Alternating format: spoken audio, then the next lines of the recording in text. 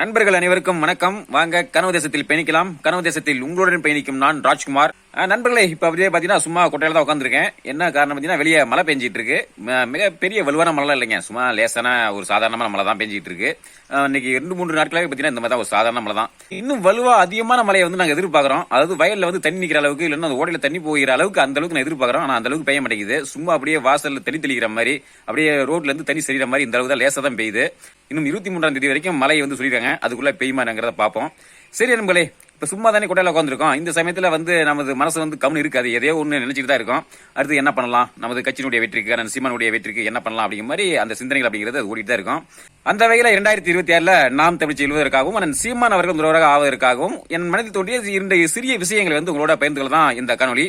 அதே சமயத்தில் நேற்று பாத்தீங்கன்னா சாட்டை துரைமுருகன் அவர்களுடைய சாட்டை வலியொலி அலுவலகத்தை வந்து ஐயா நல்லக்கண்ணு அவர்களும் அண்ணன் சீமான் அவர்களும் இயக்குனர் அமீர் அவர்களும் வந்து சேர்ந்து திறந்து வச்சிருக்காங்க. தமிழ் தேசியத்தின் முதன்மை வலியொலியாக இருக்கக்கூடிய சாட்டை வலியொலி அதனுடைய இன்னொரு பரிமாணமாக சாட்டை திரை அப்படிங்கிற ஒன்றையும் வந்து தொடங்கியிருக்காங்க. அந்த சாட்டை வலியொலியும் சாட்டை திரையும் வந்து மிகப்பெரிய அளவில் வளர்ச்சி பெற்று தமிழ் தேசியத்திற்காக ஒரு ஆதரவாக இருக்க வேண்டும் அப்படின்னு சொல்லிட்டு நமது கனவு தேசம் வலியொலி சார்பாகவும் வாழ்த்துக்களை தெரிவிச்சுக்கிறோம். மேன்மேலும் சிறப்பாக வளர வேண்டும். சரிங்க நண்பர்களே, என் மனதில் தோன்றிய அந்த 2 விடயங்கள் அது என்னென்ன அப்படின்னு பாத்தீங்கன்னா, அண்ணன் சீமான் அவர்களே அடிக்கடி சொல்லியிருப்பாங்க, நமது கட்சியினுடைய அதிகாரப்பூர்வமான மாத இதழான புதியதொரு தேசம் செய்வோம் அப்படிங்கிற இதுல வந்து நமது கட்சி உறவுகள் ஒவ்வொருவரும் அவசியம் வாங்கணும், வாங்கி படிக்கணும் அப்படிங்கிற மாதிரி சொல்லுவாங்க. ஏன்னா அந்த இதழை நமது கட்சி உறவுகள் வாங்கி படிக்கும் பொழுதுதான் நமது கட்சி வந்து எந்த மாதிரி நிகழ்வுகள் வந்து முன்னெடுக்கிறாங்க, எந்த நிகழ்வுகள் எங்கெங்க நடக்குது, அண்ணன் சீமான் அவர்களுடைய அறிக்கை எந்த மாதிரியான அறிக்கைகள் வெளிவருது அப்படிங்கிற மாதிரி நம்ம உறவுகள் வந்து தெரிஞ்சுக்கிறதுக்கு வாய்ப்பா இருக்கும். அதனால இதை பற்றி அண்ணன் சீமான் அவர்களே வந்து ஒரு காணொலி வெளியிட்டு இந்த இதழை வந்து நமது கட்சி உறவுகள் வாங்கி படிக்கணும் அப்படிங்கிற மாதிரி சொல்லியிருந்தாங்க. நானும் பாத்தீங்கன்னா அந்த மாத இதழுக்கு சந்தா வந்து கட்டியிருந்தேன், ஒரு வருட சந்தா கட்டியிருந்தேன். இப்ப பாத்தீங்கன்னா 2-3 மாதங்கள் ஆகிவிட்டது, அது நின்றுச்சு, அந்த சந்தா காலம் அப்படிங்கிறது முடிஞ்சிருச்சு.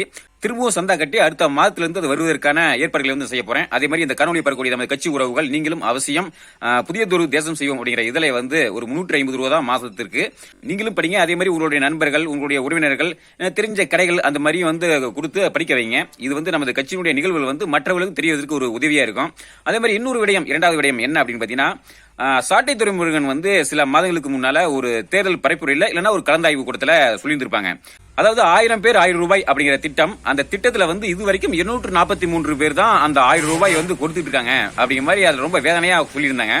அதாவது இன்னைக்கு கட்சி தலைமை அலுவலகத்துல வந்து நீங்க நிறைய பேருக்கு வந்து சம்பளம் கொடுக்கணும், அங்க வந்து ஊதியம் கொடுக்கணும், அது பராமரிப்பு வேலை, அங்க நிகழ்வுகளை வந்து முன்னெடுக்கிறது, இப்படி பல செலவுகள், பல பொருளாதார தேவைகள் வந்து ஏற்படுது. அப்ப மாதத்திற்கு வந்து ஒரு 10 லட்சம் ரூபாய் தேவைப்படுது. அப்படி இருக்கும்போது 1000 பேர் 1000 ரூபாய் அப்படிங்கிற திட்டத்தை வந்து நம்ம முழுமைப்படுத்தணும், அதை வந்து சிறப்பா செயல்படுத்தணும் அப்படின்னா 1000 பேர் வந்து அந்த 1000 ரூபாய் கொடுக்கணும். ஆனா இது வரைக்கும் கொடுத்துட்டு இருக்கிறது அப்படிங்கிறது 243 பேர் தான். அப்ப மீதி நபர்கள் எப்ப நம்ம கொடுக்க போறோம்?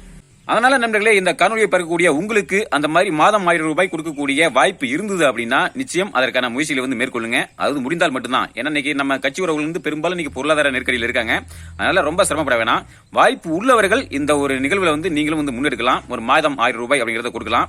அது கொடுத்தா நிச்சயம் நம்ம கட்சியினுடைய தலைமைக்கு, வளர்ச்சிக்கு நிச்சயம் ஒரு உறுதுணையா இருக்கும்.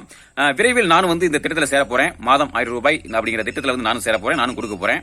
இப்படி இந்த 2 திட்டங்களையும் நம்ம சிறப்பாக முன்னெடுத்தோம் அப்படின்னா நமது கட்சியினுடைய வளர்ச்சி அப்படிங்கிறது மிக வேகமாக இருக்கும்.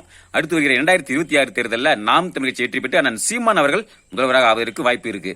சரி நண்பர்களே, நிச்சயம் வென்று காட்டுவோம். இந்த நேரத்தில் இந்த தகவலை வந்து உங்களோட பகிர்ந்து கொள்ளலாம் இந்த காணொலி. மீண்டும் அடுத்து ஒரு காணொலி சந்திப்போம். நன்றி, வணக்கம்.